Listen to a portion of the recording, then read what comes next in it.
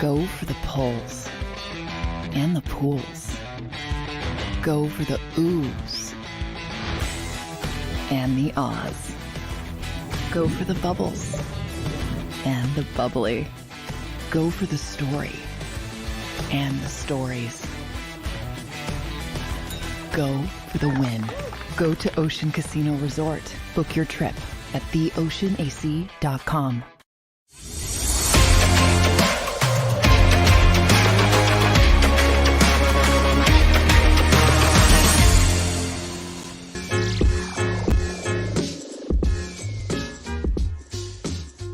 What's up, everybody, and Happy New Year on this depressing day in Philadelphia after watching that horrific performance by the Philadelphia Eagles, and especially that Eagles defense yesterday against Jonathan Gannon and the Arizona Cardinals. We got a lot to talk about today with this Philadelphia Eagles team, but Happy New Year. It is officially 2024. And this Eagles team that looked so promising coming into the year really ruined our holiday season, because it started a couple of weeks before Christmas. And now we sit here January 1st, 2024, supposed to be happy, looking forward to the playoffs. And I have nothing positive to say about this football team. I tried to be a little positive last week on the show. But now, the sample size of what we've seen from this team of 16 games, this is who they are. And I talked about it a couple of weeks ago after the Seattle game, that this team has been trying to tell us who they were for 14 games, and they keep telling us who they are. They are not a good football team. And we're going to talk about it. But Happy New Year. I see my Power Hour crew checking in the chat. Good morning, Fat Falk, Born Alone, Bruce, Brame, Twiz, One Above All, Philly 007, Billy Ray, MC, Barbara, Martian, Thunderbird, Jason A-Team, Kathy Sanders. I see you all. Dank Kelly Green Burrito. I appreciate you guys spending this New Year's Day with me here on the Philly Sports Power Hour. We are live on YouTube on the JAKIB Sports Network. We are also live here on TikTok.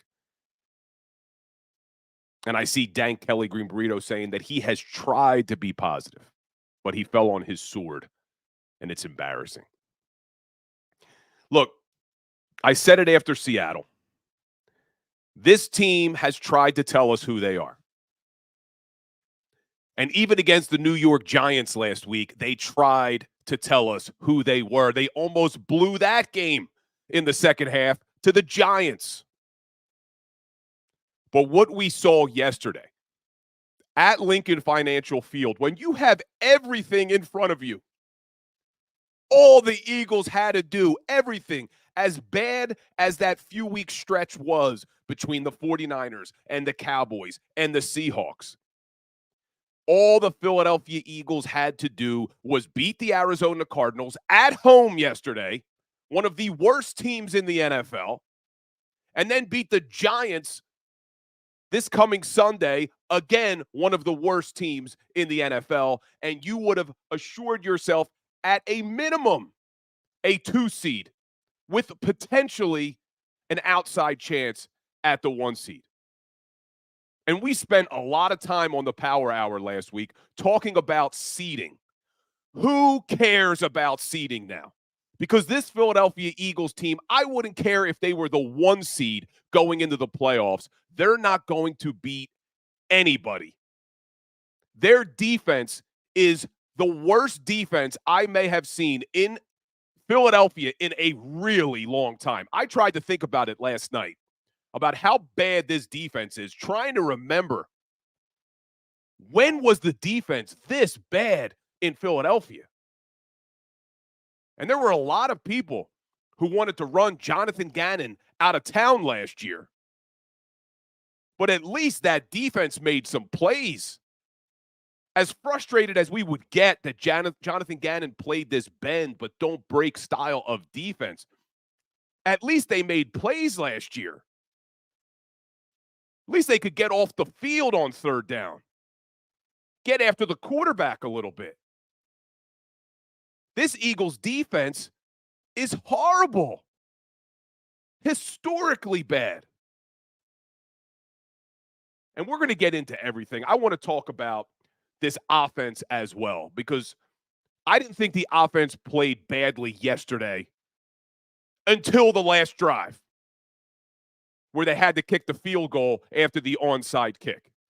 Because as good as the offense had played earlier in the game, everything you saw on that field goal drive right before the Cardinals go down the field to win the game on a touchdown was everything we've been frustrated about with this offense. So we'll talk about the offense. I want to talk about the defense.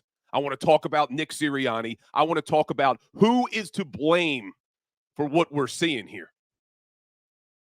And I don't think it's just one person, but we will get there. But let's take a look at this game yesterday. Just some of these stats ruined my New Year's Eve. The Arizona Cardinals, the 24th ranked offense in the entire NFL, who were only averaging 306 a game, put up 450 yards yesterday against the Philadelphia Eagles defense. 450 yards at Lincoln Financial Field in front of a home Philadelphia crowd. The players are worried about the Eagles fans making too much noise when they're on offense. Why don't you worry about tackling somebody, covering somebody? That was embarrassing yesterday. 450 yards of offense against the Eagles defense. The Cardinals didn't even have their number one wide receiver yesterday. Marquise Brown, they put on IR for the rest of the season. And you still let them put up 450 yards. And one of the things that this defense, as bad as they have been all season, because they've been bad all season, there was one thing that we kept hanging our hat on with that defense. Well, at least they're good against the run. Oh, at least they're good against the run. They're a top 10 defense against the run. They started the season number one against the run the first 9 games of the year. They only let one team the first 9 weeks of the season rush for over 100 yards.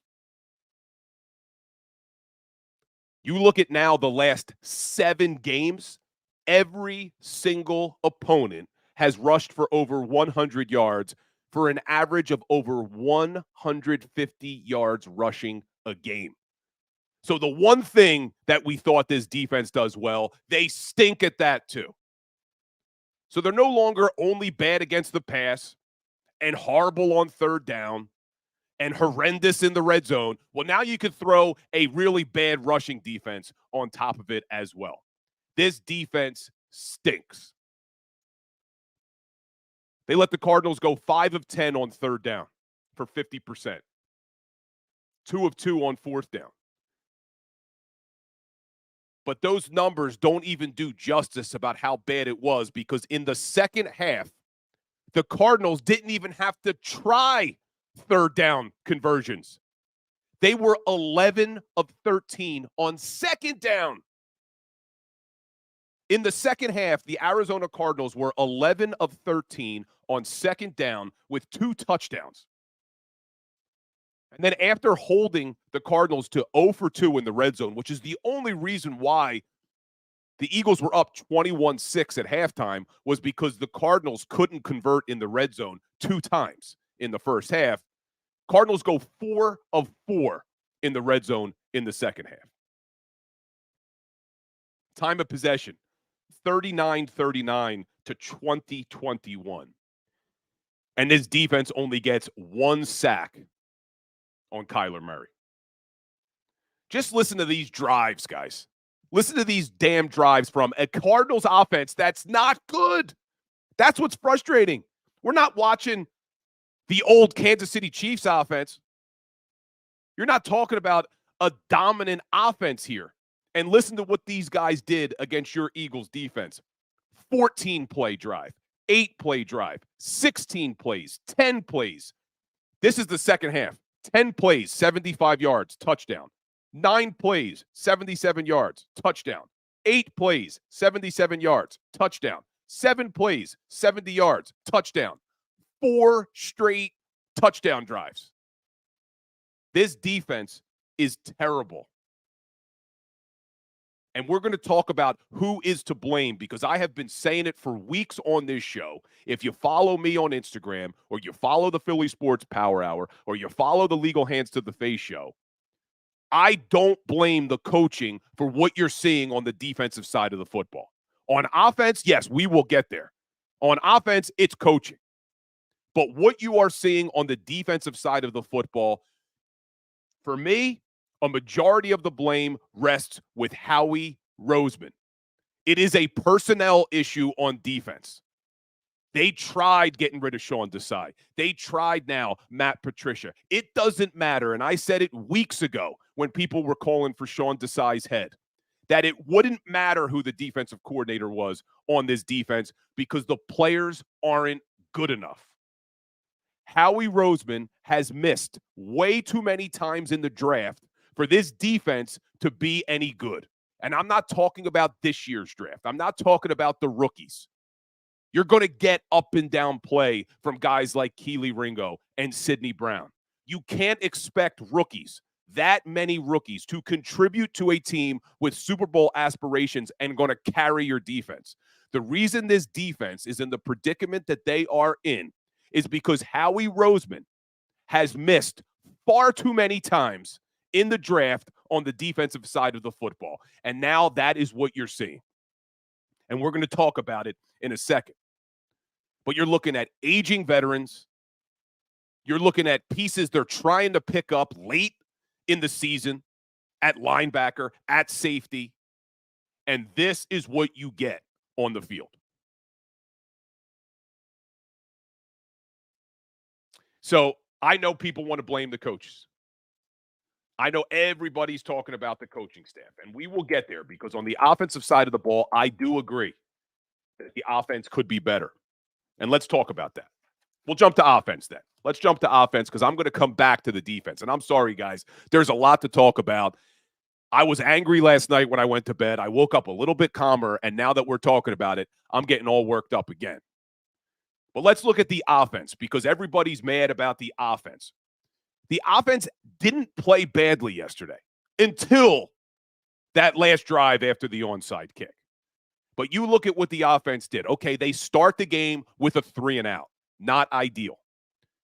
But then they only have 2 other drives in the first half because your defense was being absolutely dominated. Eagles offense gets the ball 2 other times in the first half after that opening drive.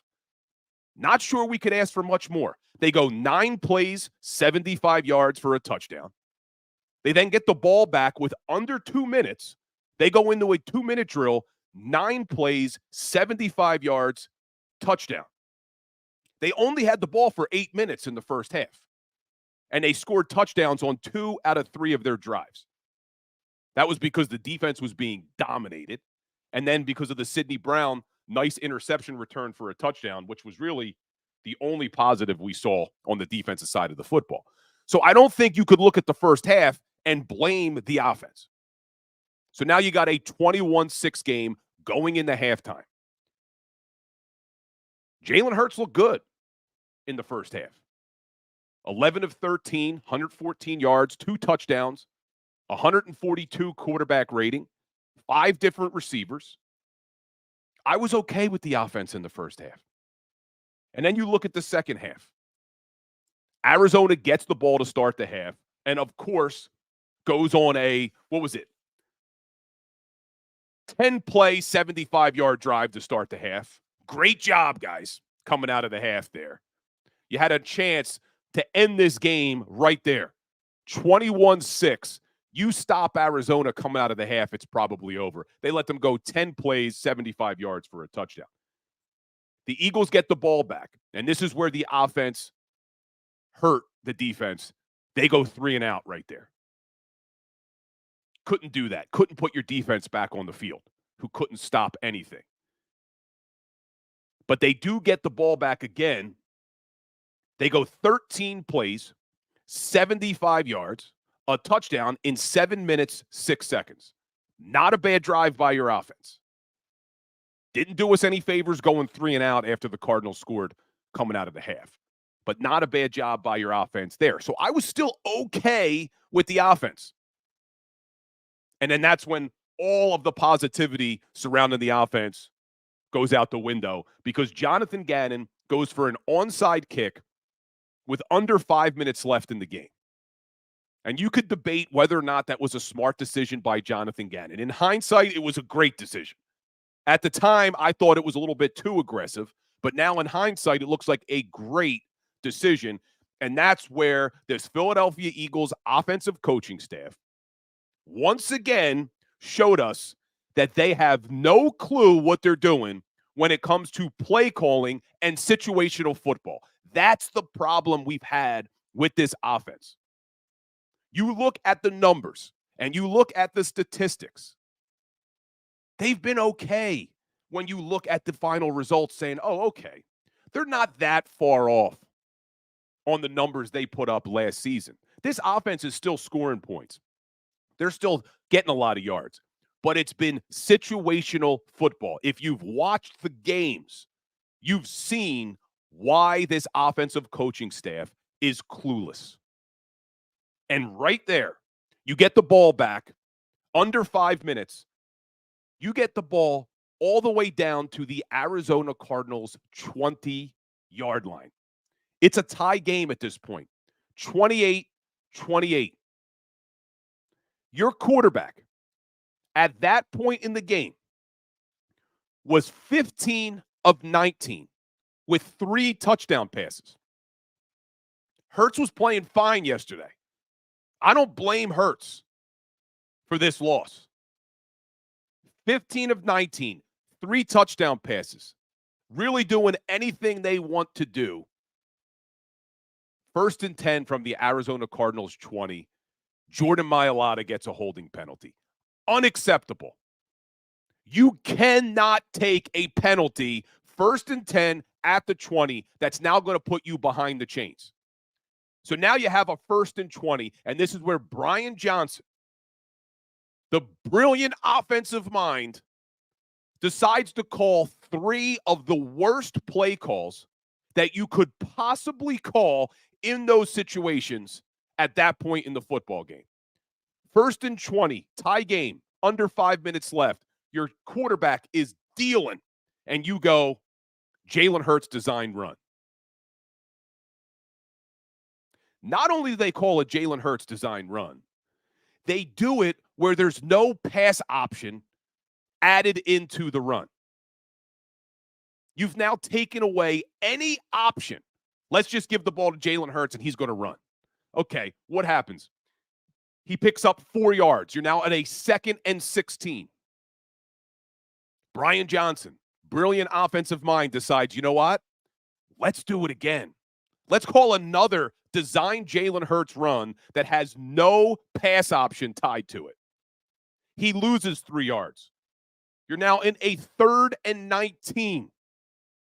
At that point in the game, you know your defense hasn't been able to stop anything. Your defense stinks. This is what I'm talking about with situational football with this offensive coaching staff.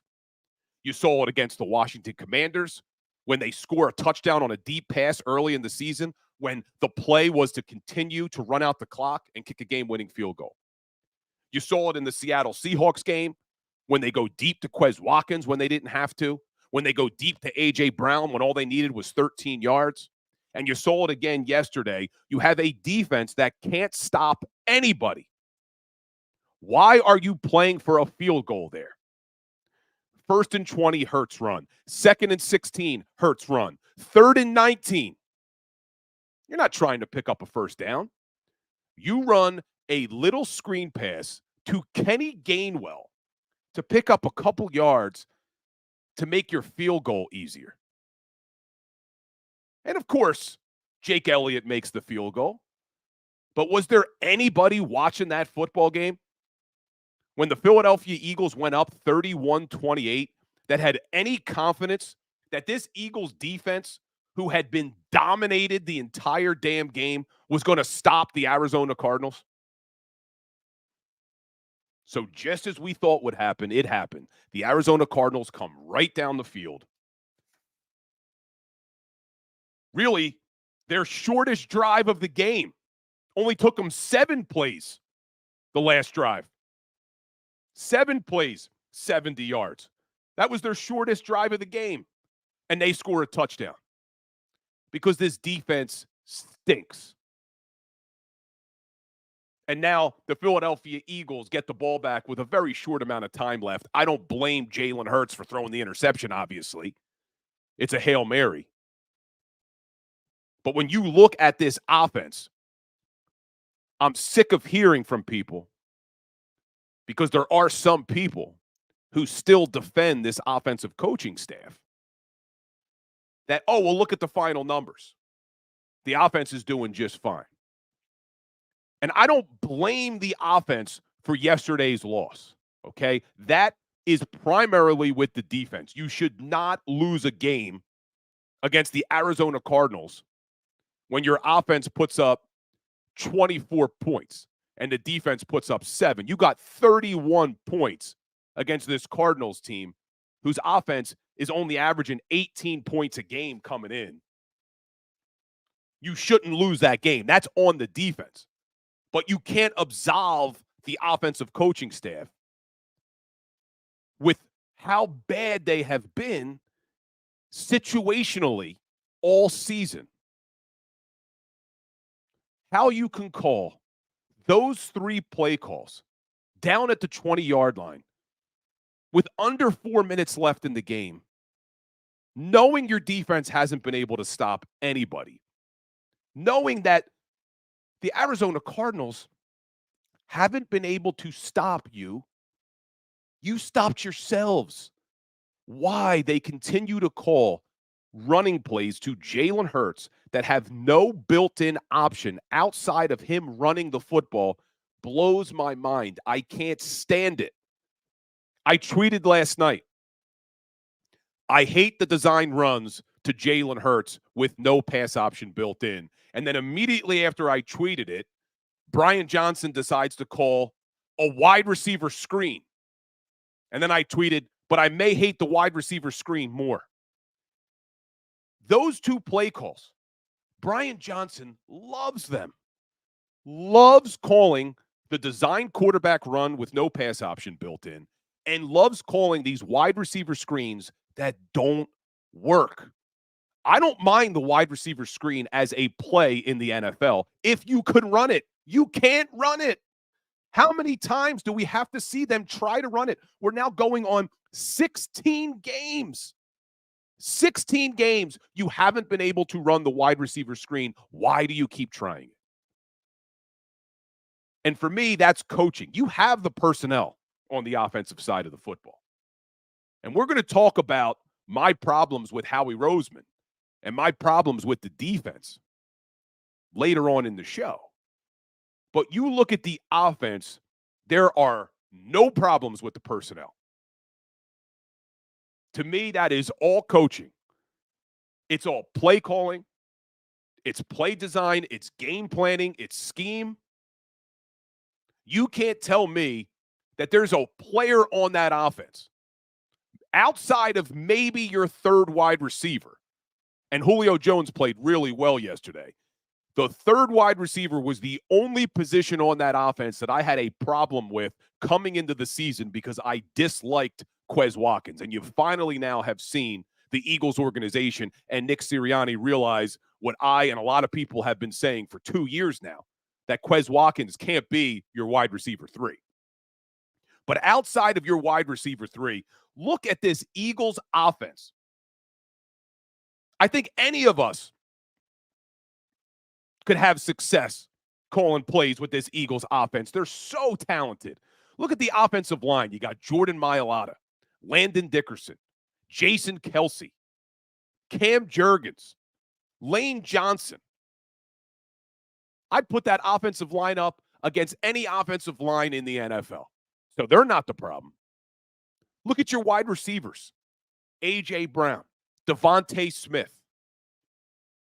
We were arguing coming in whether or not that was the best duo in the entire league.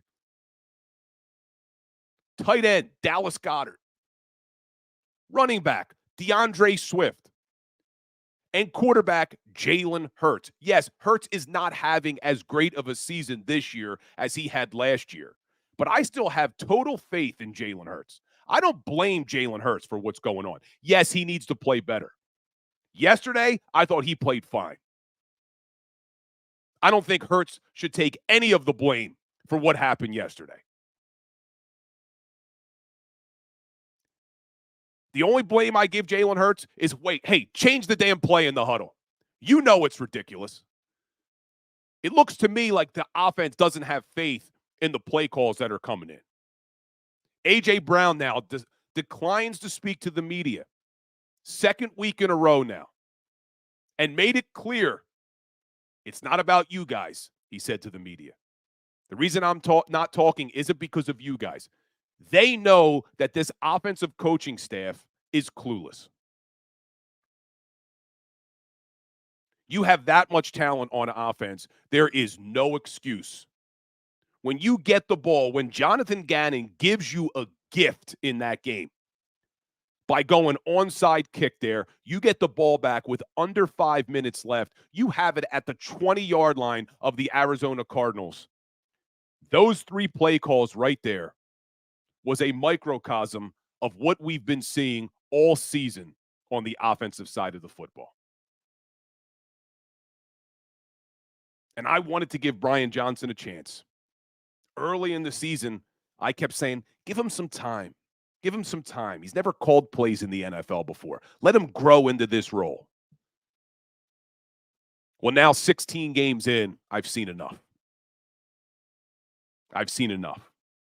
Zero situational awareness. This offense has zero identity. And it's absolutely criminal when you look at the talent you have on the offensive side of the football. So the offense, yes, it's coaching. And that starts with Nick Sirianni and Brian Johnson. But on defense, they tried changing coaches. On the defensive side of the ball, that's on Howie Roseman. And when we get back, that's what I want to dive into, because what Howie Roseman did to this defense, I'm not saying it's a fireable offense. Howie Roseman's not going anywhere. We know that. But it is extreme neglect on Howie Roseman's part, what he did to this Eagles defense this offseason. Stay tuned, guys. This is the Philly Sports Power Hour. We'll be right back. Xander, maybe we're not taking a break. It's New Year's Day. Xander's probably, my producer's probably a little tied up. All right, he's ready now. We're going to give him a break. It's New Year's Day. We'll be right back, guys. Stay tuned. Go to get your game on. Go for the beers. Go for the cheers. Go for the hit and the hits. Go for the stakes and the stakes. Go to get your parlay on. Go to get your party on. Go for the scene. Go for the screens. Go for the gallery. Go for the win. Go to Ocean. Visit theoceanac.com to plan your visit. At Pond Lehocky, we've recovered billions of dollars for our clients, and we're confident we can do the same for you.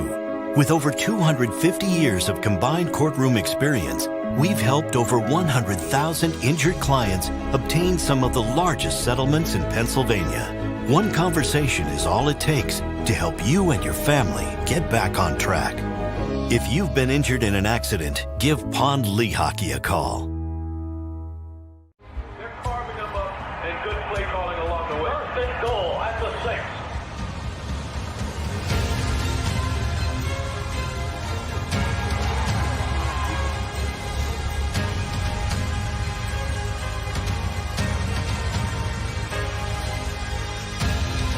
On the field of life, First Trust Bank is there for you. Champions on 3. 1, 2, 3. Because Philadelphia dreams deserve a Philadelphia bank.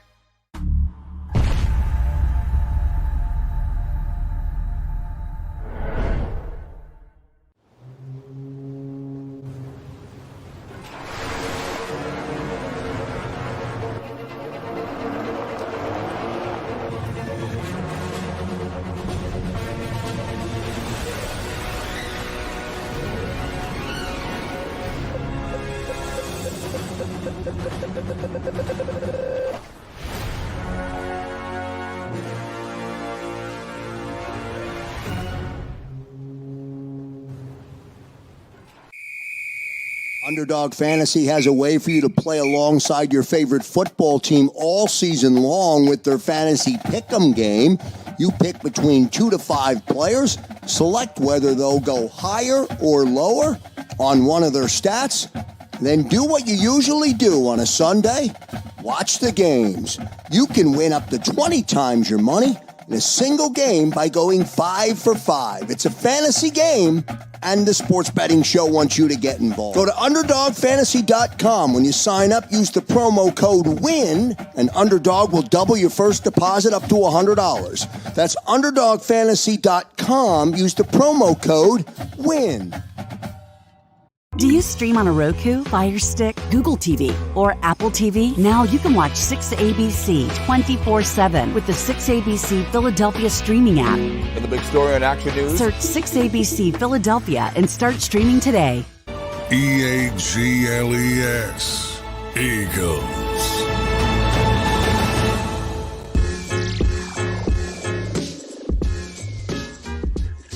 What's up, everybody, and welcome back in to the Philly Sports Power Hour. Happy New Year. It's hard to be happy today, I know, as Eagles fans, but Happy New Year. It is a fresh start, 2024. I know a lot of people like to do New Year's resolutions and things like that. Never was a big fan of that, but hey, if that's your thing, I will say this. If you're going to set goals for yourself, the research is irrefutable. Write it down. I forget what the exact statistic is, but you are 1,000 times more likely to accomplish a goal if you write it down. And write it down in a place that you can see it and you can go back and look at it often. You are more likely to accomplish that goal if you do that. And you could Google it. I forget what the research is, but there is an actual percentage that you're more likely to accomplish it if you write it down.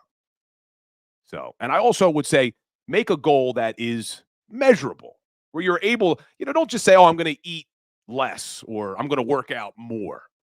It's a lot better if you put it down on paper and say, I want to work out 3 times a week, or I want to eat healthy 6 days a week. As make it a measurable goal, it's more likely to accomplish it. Sorry, this isn't a motivational podcast, but that was things I used to do when I ran my company, is we'd always set goals, and we would always talk about writing them down and making them measurable goals, because they're a lot more likely to be accomplished that way. But talking about goals and New Year's resolutions, all of the goals that this Eagles team had are slipping through their fingers, man. And I don't see how this team is going to do anything down the stretch. There's one more game left in the regular season. New York Giants. Not sure what's even going to happen in that game. You try to predict it. How could we predict what the hell is going to happen the last game of the season? And the schedule came out. I don't know if you guys saw, but the NFL left Week 18 up in the air. You did not know what the schedule was going to be. So now you have the schedule's out. The Eagles play Sunday afternoon, 4:25. And they also scheduled the Cowboys at the Commanders for the same time. So that if the Cowboys had played earlier and won, this game wouldn't have meant anything for the Philadelphia Eagles. So the NFL schedule makers are trying to do this to keep all the games meaningful. So I guess technically, yes, the game against the Giants matters, because if the Philadelphia Eagles are able to win, they would win the NFC East and they would be the 2 seed. They still hold the tiebreaker now over the Detroit Lions, with the Lions losing to the Cowboys. So if for some reason the Cowboys lose at Washington and the Eagles beat the Giants, the Eagles would be the 2 seed. But I am so over worrying about the damn seeding. It just doesn't matter. This team isn't going anywhere. They're not good enough. They haven't been good enough all season. When you really take a step back and you look at this Eagles team now, how did we ever feel good about them? I know they've won 11 football games, but when you really look back at their 11 games, they didn't dominate anyone. What win? I was going back. What win really felt good after you did it? And there's a couple of them. I guess the Miami Dolphins win was a nice win. That was a nice win. We saw the defense come out in the second half. That was a decent win. But you look at the game, they almost blew it to the Patriots. They almost blew it against the Vikings. They pretty handedly beat the Tampa Bay Bucks. Then they almost blew it to the Commanders. They had a nice win against the Rams in LA. Then they lost to the Jets. Nice win against the Dolphins. Then barely beat the Commanders. Barely beat the Cowboys at home. Barely beat the Chiefs. Big win on the road. Hard to take that one away from them, but barely won that game. And probably now, in hindsight, should have lost that game if the Chiefs had wide receivers who could catch. Then they were getting dominated by the Bills, came back to win in overtime, then get crushed by the Cowboys. Crushed by the 49ers, then crushed by the Cowboys. Then they lose that game to Seattle. Then they played a bad second half against the Giants, and now they get beat and absolutely dominated on the defensive side of the ball by the Arizona Cardinals. So when we really take a step back and you take off your green-colored glasses, because a lot of us like to look at this team as fans, and I said this last week on the show, people were coming at me about not being more positive. And I said, I am not going to look at this team the way some parents look at their kids, where their kids are the greatest sports player in the history of the world, and God forbid any coach tries to correct their son or daughter. That's not how I look at this Eagles team. That's not my job. My job is to look at them with reality. And the reality is this team hasn't been that good all season. The defense has been terrible all season. And I want to talk about the defense and why they're in that predicament. But while we were on break, live here on TikTok, we started talking about on offense and about Jalen Hurts. And I will admit, Jalen Hurts had way too many mistakes this season, way too many turnovers this season, didn't play to the same level he played last year. But I don't blame Jalen Hurts for what you're seeing on the offensive side of the football. And I'm curious if you guys are here in the YouTube chat, what your opinions are about the offense. Where do you put a majority of the blame about what we're seeing on the offensive side of the football? And again, offense didn't play badly yesterday. But that last drive, those last 3 play calls before Arizona scores the game-winning touchdown was the exact problems we've had with this offensive coaching staff. But for me, and I want your guys' opinion, for me, what you see on offense, I don't blame Hurts. I blame Nick Sirianni. I blame Brian Johnson. I blame a bad game plan, bad play calling, bad offensive play designs and schemes, and a philosophy that constantly talks about having to push the ball downfield and get the big play.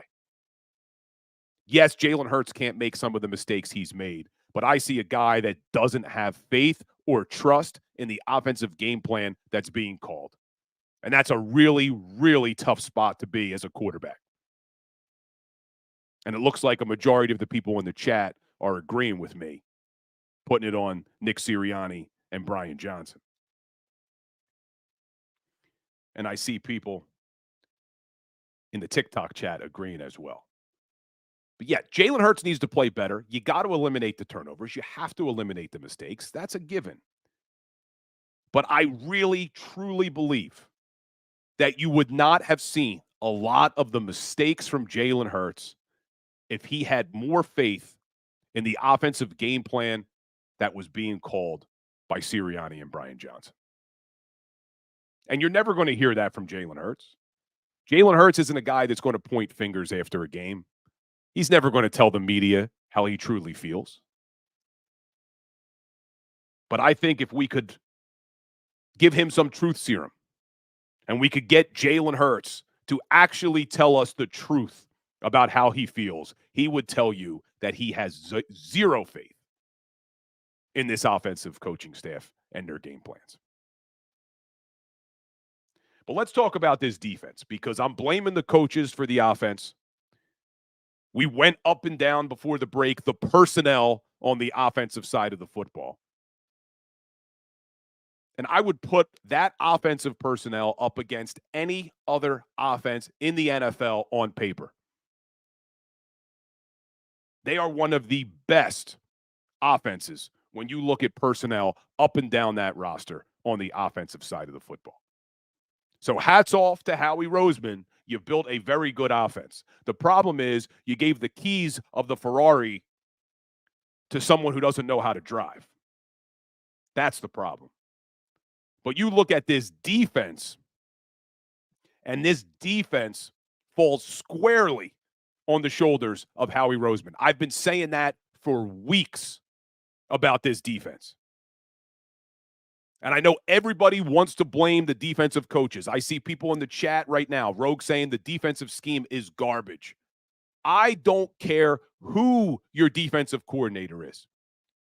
I said this 3 weeks ago on the JAKIB Sports postgame show that I don't think Jim Johnson would make a difference on this defense right now because their personnel is atrocious. And that falls on Howie Roseman. Let's just look at the defensive roster. And you tell me how this is coaches. Your linebackers. You don't have a single linebacker playing on this team who was here last season. They went into this year putting all of their hopes on the Kobe Dean. And we talk about hindsight being 20/20. This is not hindsight. If you follow me, I was pounding on the table all offseason that you could not go into this season with Super Bowl aspirations and put all of your hopes at linebacker on the Kobe Dean. And I had people commenting under my Instagram videos, he's going to be a stud. He's going to be a stud. We had only seen him play 34 defensive snaps. And look what happened now. 2 IR stints. Wasn't even playing that great when he was in there.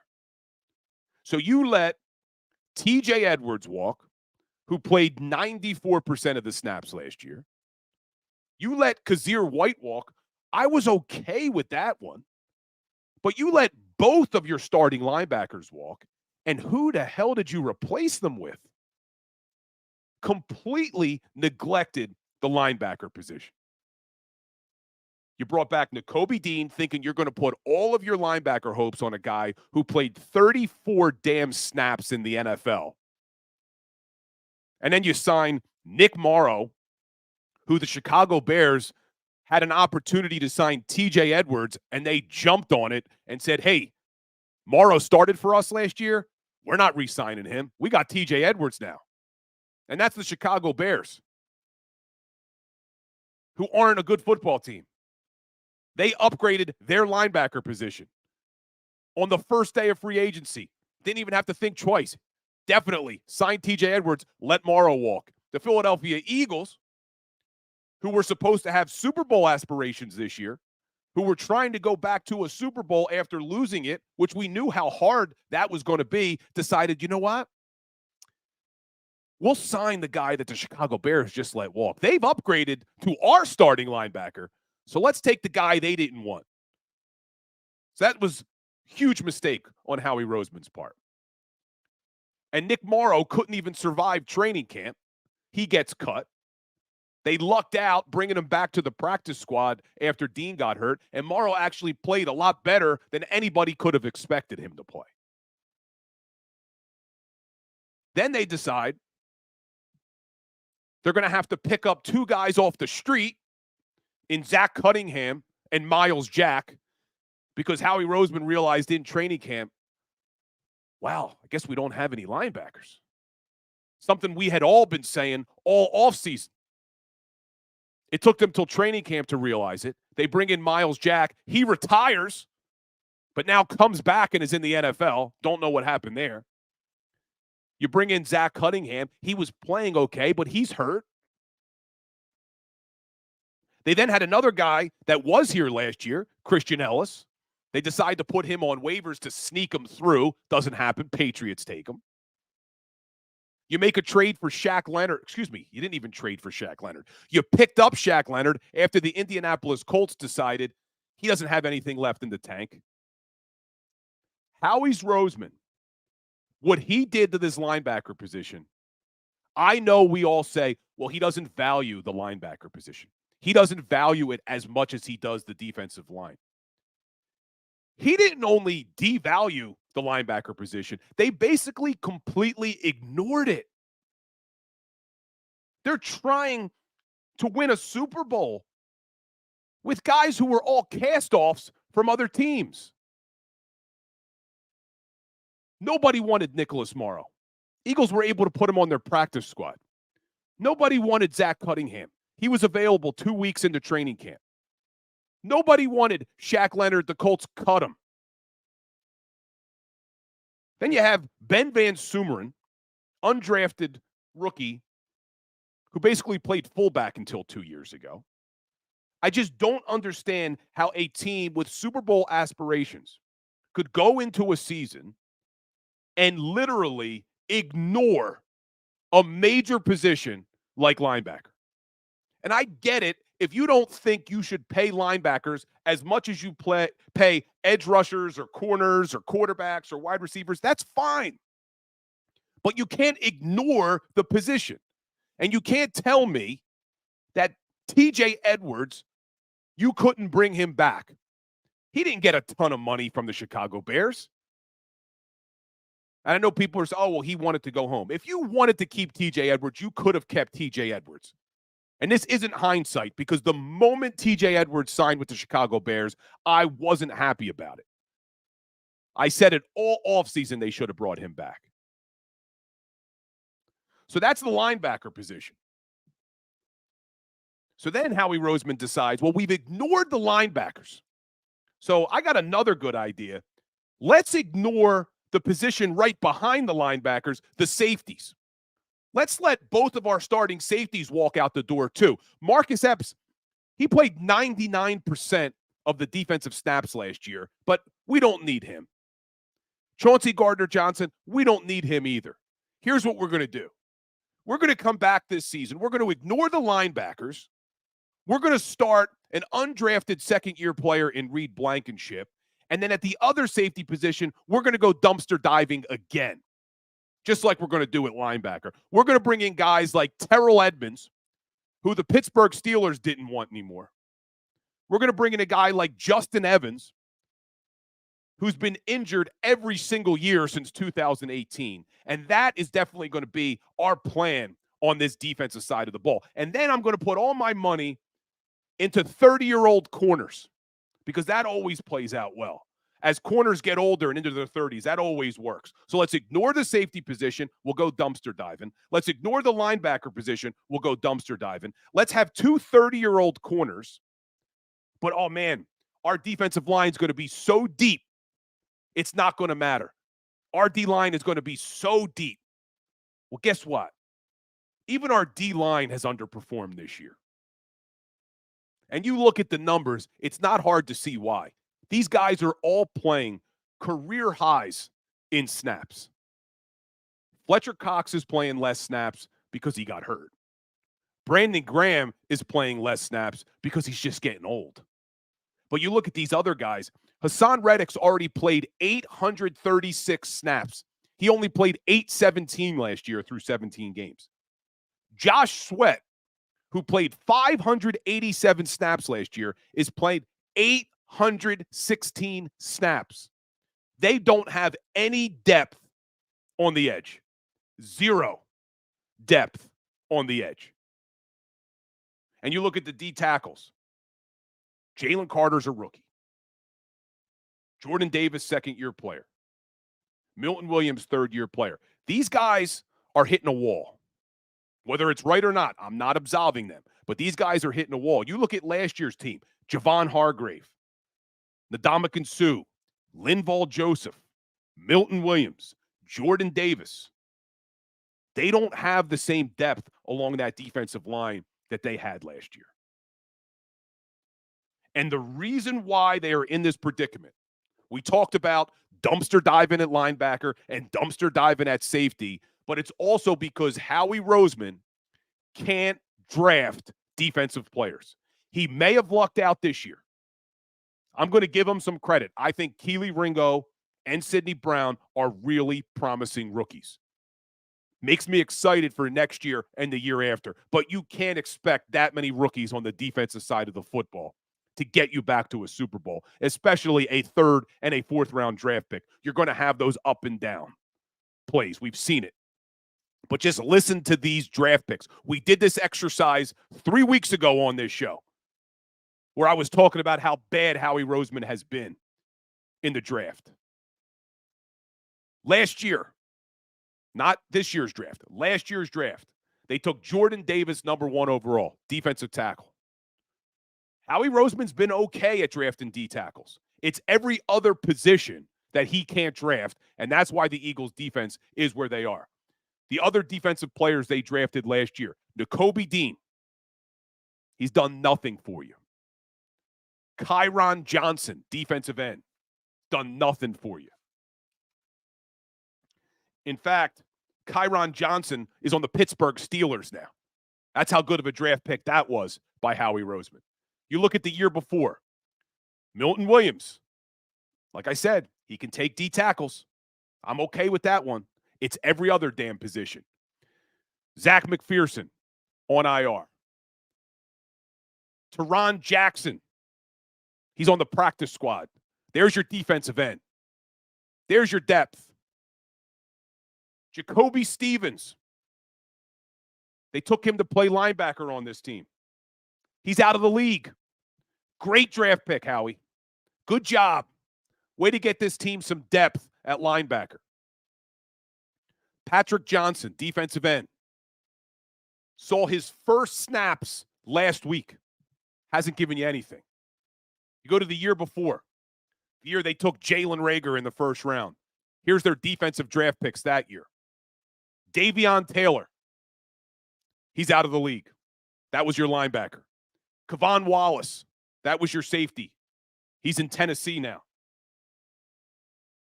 Sean Bradley, linebacker, who's out for the year but was only a special teams player. Casey Tuhill, defensive end. He's on the Washington Commanders. The year before that, Sharif Miller, defensive end. This is why this defense is in the predicament they are in. You can't win in the NFL the way the salary cap is structured with all free agents, trades, and dumpster diving. You have to be able to draft and have young players who are still on their 4 or 5 year rookie contracts that can contribute to your defense. And outside of this year's draft with Sidney Brown and Kelee Ringo, this team and Howie Roseman doesn't know how to draft defensive players other than D tackles. They take Jalen Carter in the first round. No brainer, in my opinion. They go for Jordan Davis. And guys, I was excited about Jordan Davis. I'm starting to question whether or not Jordan Davis is going to be worthy of a first-round draft pick that Howie Roseman took. And I see Eagles fan in the chat talking about Moro Ojomo, another D tackle. They're fine at drafting D tackles. It's every other position that they swing and miss. And it's why you have zero depth on the edge. Not even depth at linebacker, just zero linebackers, zero safeties. And the worst part is you had a guy in Marcus Epps who you basically grew. You didn't draft him. He was undrafted, then he was cut. Eagles pick him up. You basically grew that guy, you let him go. TJ Edwards, undrafted. You basically developed him. Let him go. You're not good enough at drafting young defensive talent to let players like that walk out the door. You're not good enough at it. So when you get your hands on somebody who's young and is contributing to this defense, it's criminal to let them walk out the door. That's the arrogance. That's the arrogance of Howie Roseman and the organization, thinking that they can replace players easily. They can't. They're not good at it. And I give Howie Roseman a lot of credit sometimes. In the offseason, I was giving him a ton of credit. But now we sit here and we look at this defense.